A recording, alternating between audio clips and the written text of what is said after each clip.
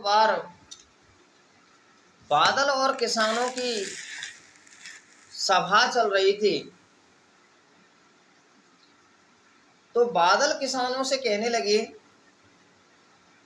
कि हम अब 10 बरस तक नहीं बरसेंगे।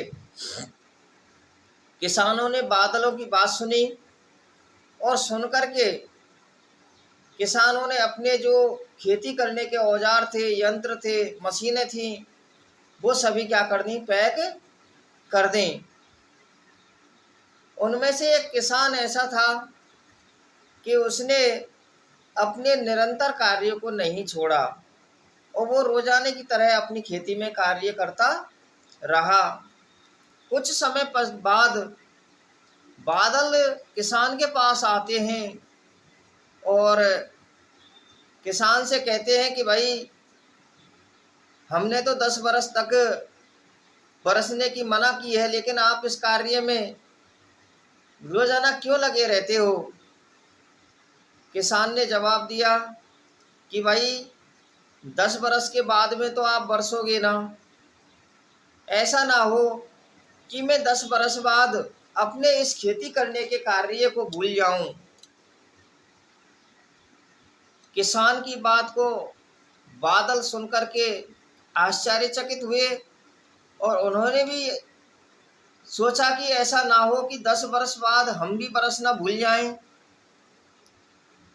तो कुछ समय पश्चात बादल बड़ी जोर से बरसे और बरसने के बाद में उस किसान ने अपनी खेती में बीज बोया, फसल उगाई और वो खुश हुआ। लेकिन जो किसान ये सोचकर बैठ गए कि भाई अब बादल बरसेंगे ही नहीं, 10 वर्ष बाद ही बरसेंगे, और उन्होंने अपनी मशीनें बंद कर दी, वो किसान अपने हाथ पर हाथ धरे रह गए। इसलिए हम जिस कार्य को करते हैं उसको निरंतर करना चाहिए।